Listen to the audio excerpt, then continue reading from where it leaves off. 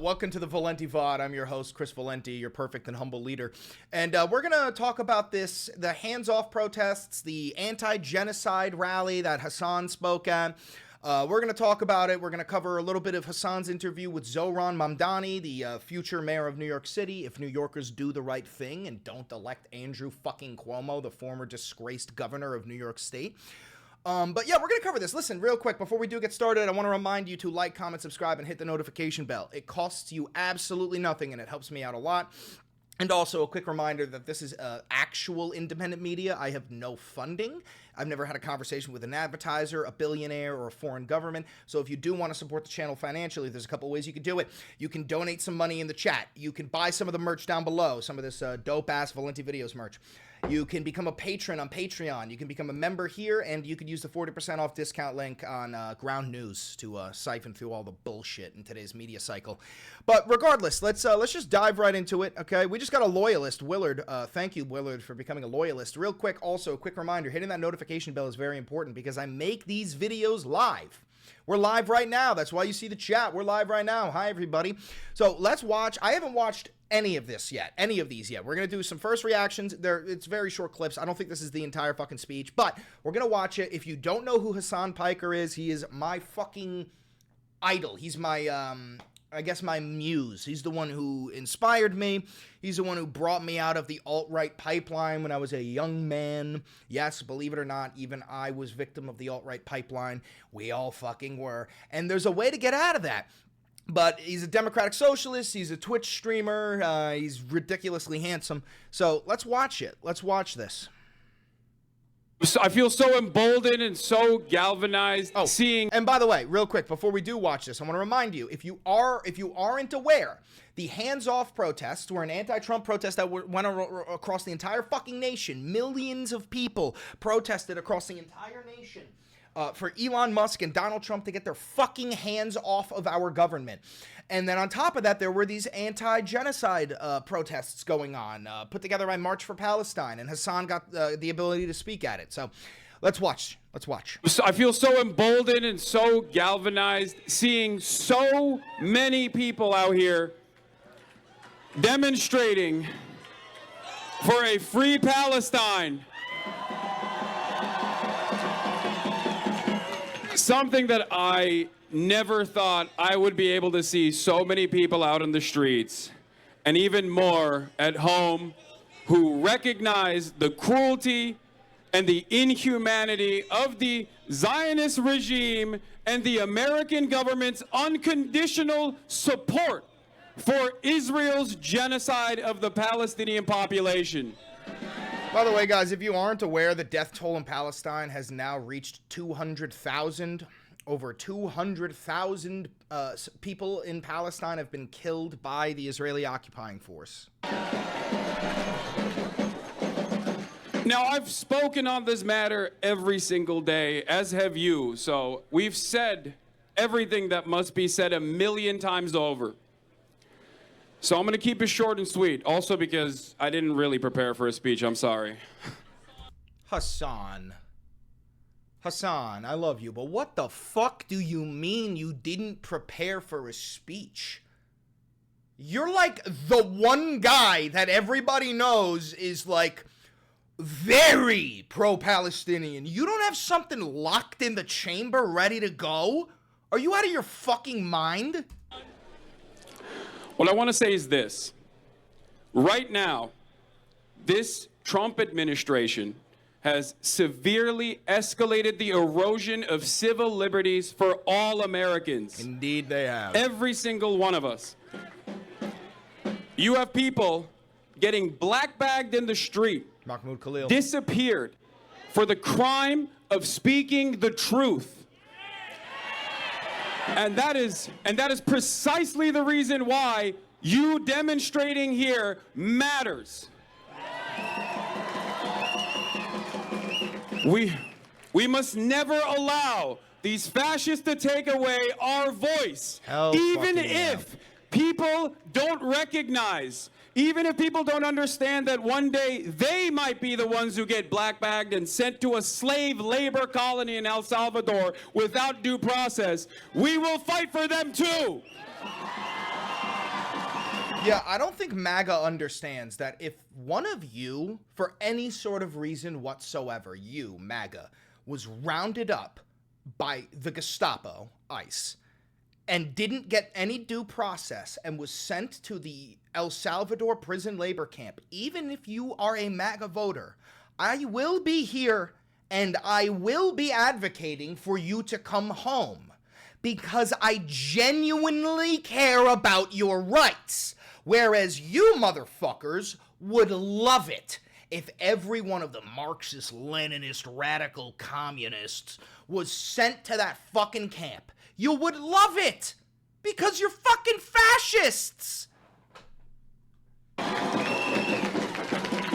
Because every single person here understands the fundamental truth. None of us are free until all of us are free. You know, sometimes I think I could do this shit better than Hassan. Not because, like, I'm smarter. He's way smarter. But because he doesn't give it the oomph he needs. Did you hear the little bit of oomph he gave it? He got scared. Watch again. Listen to his voice at the tail end of this line. Till all of us are free. Are free! He could have. And he didn't. You want to make fucking headlines? You go Leonidas on that speech. You go full on Leonidas on that fucking speech. That's what you do. Granted, I did go to acting school, so I'm a dramatic little piece of shit.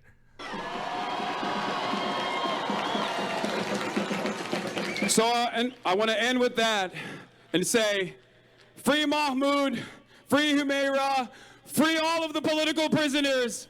From the river to the sea, Palestine will be free. Your voices will not be silenced.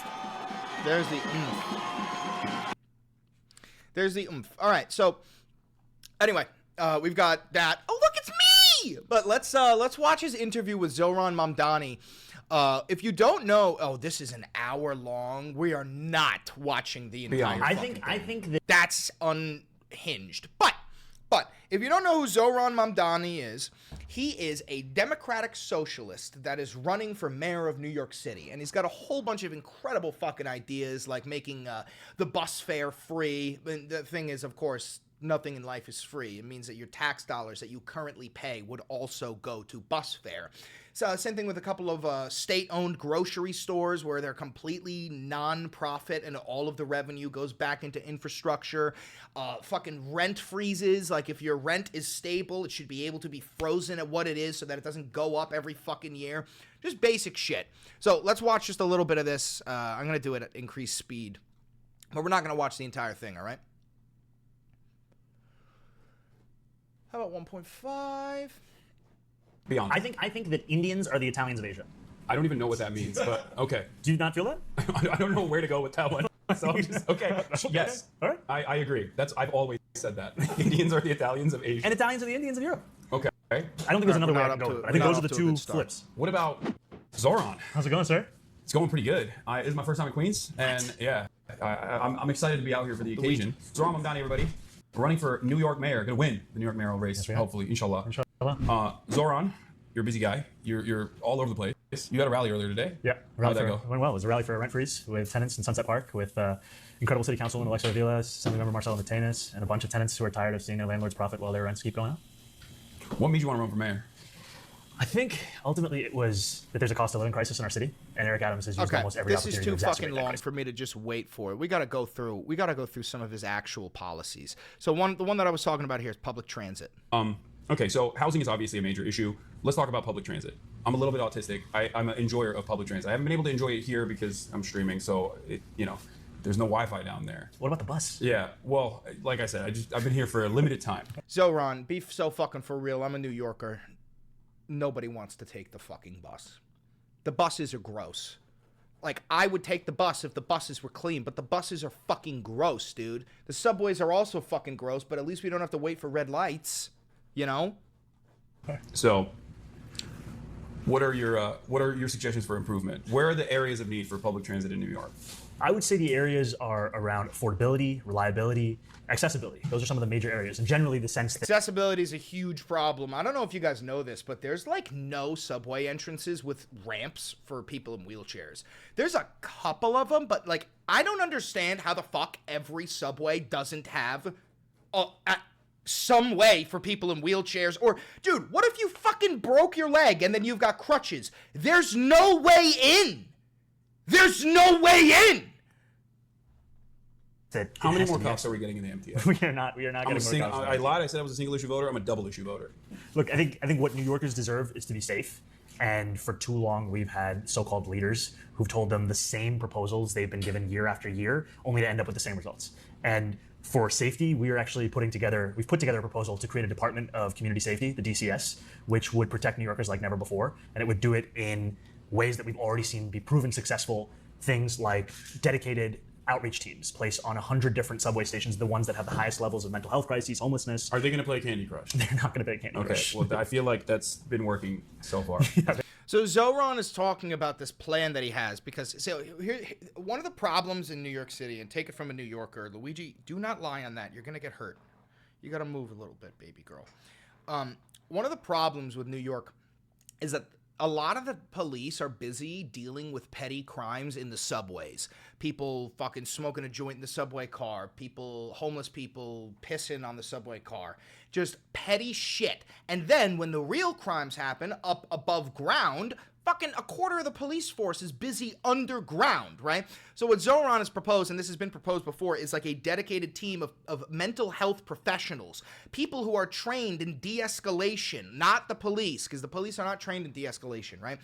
To deal with these petty homeless crimes and people pissing and smoking a joint, because you don't fucking need a cop for everything. Not everything needs a fucking cop, and on top of this would give the police more opportunities to be above ground to deal with the actual fucking criminals. They're very effective. They're not going to be playing Candy Crush. Okay. And this is going to be paired with, if you grew up in New York City, there are a lot of commercial units that you remember in subway stations. Like I grew up in New York City. I moved here when I was 7 years old. I first lived in Morningside Heights. I would take the 1 train down to 96, then take the 2 train down to Times Square. I'd walk up the stairs, down the stairs. There would always be a record store that was selling CDs, headphones. That's at Times Square. That's gone now. It's just a vacant commercial unit. So as part of this proposal, we're going to transform that unit, make it a place where you can receive medical care, connections to long-term care, and in tandem with all those things, invest in transit ambassadors, because a lot of people, the help that they want in the moment is just somebody who can answer a question that they have. What's the delay that they're facing on the subway line that they're trying to take? How can they actually get out? What escalator is working? What elevator is working? This is something that they deserve someone to actually answer those questions who's trained and tasked with those exact responsibilities. He won't be playing Candy Crush. No, If you're not no from New Candy York Crush. City, you don't understand that. No, you don't understand that when, like he's saying, if you say you're a tourist, right? Say you don't speak English, right? If you have any question about what the fuck is going on in the subway, like, hey, which one do I take? Why is it delayed? Is it not gonna come? Anything like that. And like he's saying, there's literally nobody to ask. In like 90% of the subway stations, there's no kiosk. There's a kiosk with like a fucking worker if the subway station is attached to the MTA, like at Grand Central or a Penn Station, or Times Square, because there's a shuttle to Grand Central. But the rest of the subway stations, you're fucked. If you don't know how or what you're doing, you're fucked, okay? Confused because I feel like that's what the government, that's what public servants are supposed to do at the subway stations with guns. But I guess, are they going to have guns? These are not going to have guns. Damn it. Okay. But just to your question about public transit, right? Yeah. One of the things I love most about being a New Yorker is public transit, that we can get around this city on a bus. One of the only cities that has well, there's some, but this is the one that has the most. I mean, 40% of public transit trips in America are from the MTA. Yeah. 40%. It's all right here across these 5 boroughs and surrounding counties. And yet we see a lot of New Yorkers being priced out of that. 1 in 5 can't afford a Metro card today. And they're also, if they can afford it, they're sitting on that platform waiting for 10 minutes, 15 minutes. And if they're waiting for a bus, I mean, you look at a bus time app on your phone, it says the bus is going to be there in 20 minutes. Sometimes it just never even appears. So these are things that don't actually have to be this way. That's what we're going to do when we make buses fast and free. How do you reinstill confidence? Oh, yeah. Okay, so that's Zohran's take. Oh, yeah, we got the grocery stores, crime and safety. Let's listen to his take on crime and safety. Beans? What are you doing that stinky face for? What's wrong? What are some of the other problems in terms of because like New Yorkers, from what I understand, and I was talking to Chi earlier about this, they are, I guess, more moderate in some senses than what the rest of the country would perceive them as. And there are concerns about safety in general in New York. Now, some of that is because of the hyper focus of the media. Losing frame rates like crazy.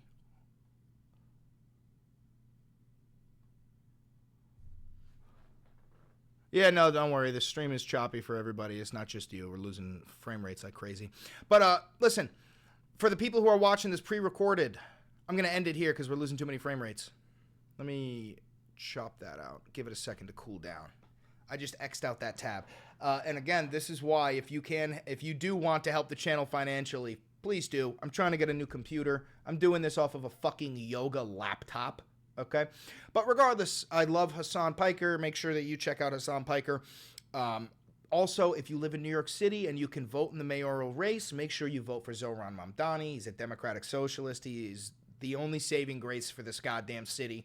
Considering that Andrew Cuomo's proposal was to double the fucking police budget. That's his plan. Fucking crazy. Anyway, if you're here in the chat watching the live stream, you stay. If you are watching this pre-recorded, make sure that you like, comment, subscribe, and hit the notification bell. I'll catch you in the next episode of the Valenti Vod. Have a good one.